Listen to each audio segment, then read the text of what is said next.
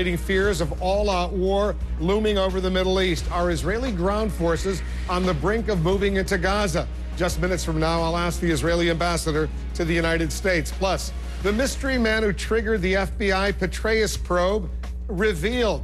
We're getting new information about who this veteran agent is and how he got involved. And a storm victim, I should say, struck no power for weeks, gets a personal visit from the President of the United States. We want to welcome our viewers in the United States and around the world. I'm Wolf Blitzer. You're in the Situation Room.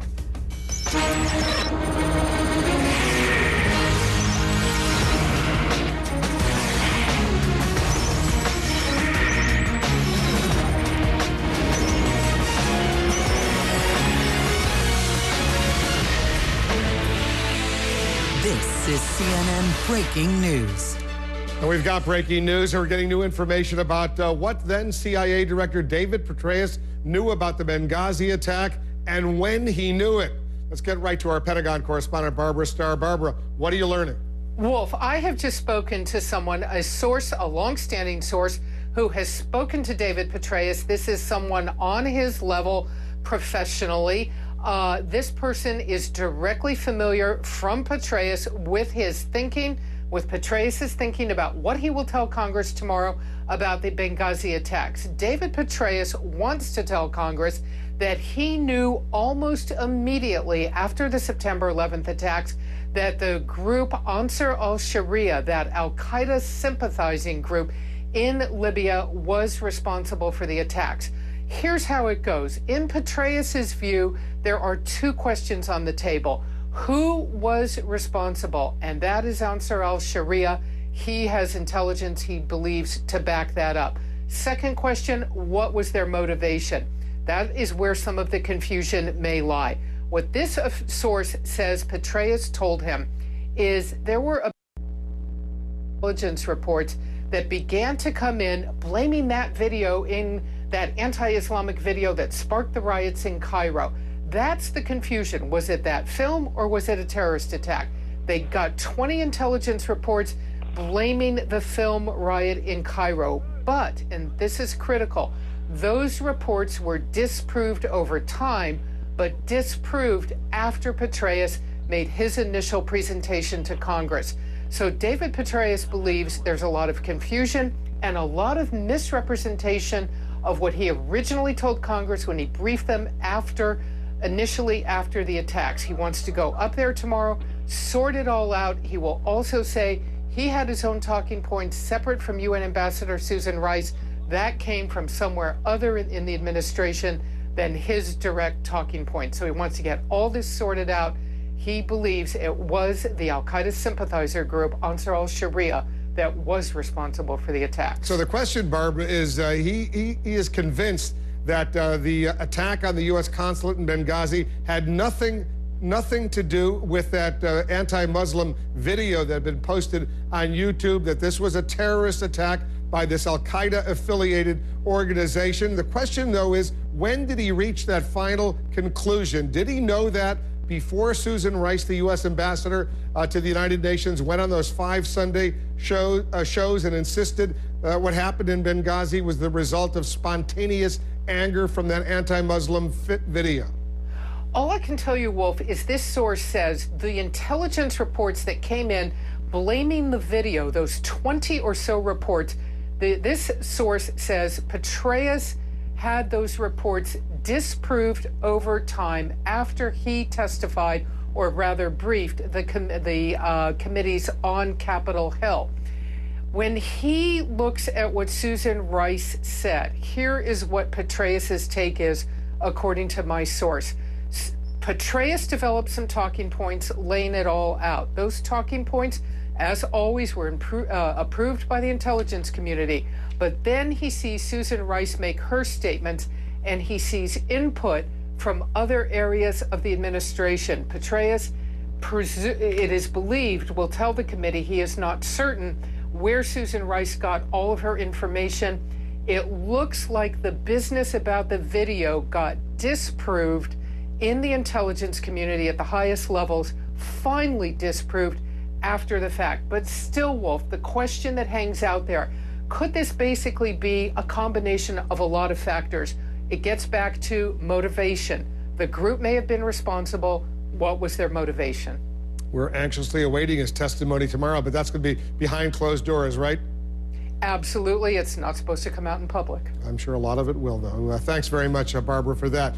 Even more new information coming into the Situation Room about the former CIA Director, General David Petraeus. Let's bring in our intelligence correspondent, Suzanne Kelly, who's working this part of the story. What are you finding out about what, yet another government investigation? Yeah, Wolf, I mean, this is a bit of bombshell breaking news this evening, but we're just hearing now that from a CIA spokesman, Preston Galston, that there's now going to be a new investigation into the conduct of General Petraeus while he was at the CIA. So let me read to you the statement that we really have just briefly. At the CIA, we're constantly reviewing our performance. If there are lessons to be learned from this case, we'll use them to improve, but we're not getting ahead of ourselves. It's an investigation, it's exploratory, and it doesn't presuppose any particular outcome. But just the fact that the CIA's Inspector General is now looking into the conduct of General David Petraeus is another new twist in this tonight. What are you hearing about what happened during the closed-door hearings today on Capitol Hill? Right. Well, as you can imagine, based on the guest list, this was really the first comprehensive account of what officials were doing as events unfolded that night. And a government source tells me that what the committees heard today was a detailed timeline of what happened, and that they were also shown video of the attack that was recovered from security cameras at the compound. Now, I'm told that the video is grainy. It doesn't really spell out exactly what happened, but it does give a better sense of the atmosphere that night, Wolf. Will this video be made public? Will the American public be able to have a chance to see this surveillance video? I know that there is an interest in getting at least parts of the video made public, but I'll tell you it might not be so easy because, of course, this is now part of the evidence that was gathered in the course of that FBI-led investigation, Wolf. What are the members of the intelligence community, the FBI, others, trying to do by showing members of Congress, Senate and House, this video?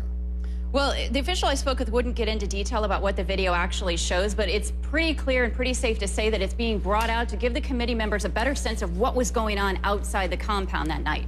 And an intelligence source tells me that the presentation was expected to clarify some of the mischaracterizations about the nature of the attack, Wolf, and it's probably fair to say to give people a better sense of the kinds of activity and the levels and how quickly things were picking up. So during the closed-door hearings today, Mike Morrell, the acting CIA director, is appearing. He's testifying before these members. Tomorrow morning, the former CIA director, David Petraeus, will appear. Do we expect to get conflicting or similar statements from these two men? Well, it's interesting because you'd think you'd get the same account from both men, but now, based on Barbara's reporting, there might be some different things that he wants to share with the committee members. But it is true that General Petraeus was the one who took the trip to Libya not too long ago and actually met with people on the ground there and got information about that. There's a chance that he also maybe asked whether his resignation last week, citing an extramarital affair, had anything to do with the Benghazi investigation at all. And I'm not so sure we'll get the answer to that, but I'm sure a lot of the committee members would like to hear that. Because there was a suggestion in a lengthy, detailed report in the Wall Street Journal today that there may have been a connection, but obviously that's a very, very murky area. So the status of this current investigation is where right now? Well, right now, officials I've spoken with have said that they still have someone in custody, a suspect in custody in Tunisia, that the U.S. has had access to him. Wolf, it's really tough to sort of nail down those details because it is an ongoing FBI investigation, but we also know that there were a number of suspects that were detained by Libyan authorities right after. Apparently, there was intelligence that was gotten from those suspects as well. So they're still continuing to push forward with that source in Tunisia, too. That suspect, rather. Yeah. Suzanne Kelly, thanks very much. Lots of news happening right now. 2016, though, is just around the corner, at least to some political news junkies. Jack Cafferty has that in the Cafferty File. Jack. Here we go. The Hillary Clinton for president buzz is already loud, and it's getting louder. Billionaire investor Warren Buffett told CNN there is nobody better qualified than Mrs. Clinton to become president in 2016. Quote, I like what she believes in. I think she's extraordinarily able and energetic in pushing those beliefs, unquote. And Buffett is just the latest to talk about a potential Hillary Clinton run for the White House in 4 years. He joins people like Bill Clinton, no surprise, Nancy Pelosi, Ed Rendell, New York Senator Kirsten Gillibrand, even Republicans. Folks like Newt Gingrich and Karl Rove are talking about it. Google Hillary Clinton 2016, you get more than 5 million hits. For her part, Mrs. Clinton insists the answer is no. She's finishing her term as Secretary of State. leave as one of the most popular members of the Obama administration. Clinton talks about how she's been in the political spotlight for 20 years and she wants her life back. Fair enough, says she wants to sleep, relax. Okay, but what about after that? While Hillary Clinton has repeatedly said she won't run for president again, this is the same woman who said that politics is in her DNA. She is, after all, a Clinton. And with a resume that includes Secretary of State, Senator, First Lady, well, the Democratic nomination is probably hers for the taking if she wants it. Vice President Joe Biden's keeping the door open to a possible 2016 presidential run, although he recently acknowledged it might depend on the economy. A memo to the vice president might also depend on Hillary Clinton. Here's the question. Is Hillary Clinton the answer? Go to CNN.com/Cafferty File, post a comment on the blog, or go to our post on the Situation Room's Facebook page. Never too early to start this speculation. Especially for those of us who are political news junkies. I've been saying for a while, no inside information. I suspect she still has that passion, that desire to be the first woman president of the United States. She gets a little rest, a little time off. She's liable to come back with a vengeance. She can write a book, give a few speeches, enjoy whatever she wants to do, then raise a few dollars. Yeah, she'll be fine. Thanks, Jack. The Middle East under attack right now. Up next, we're going to go live to our reporter on the scene. Rockets are falling inside Israel, plus a looming fiscal showdown on Capitol Hill. We're going to tell you what it could mean for your wallet.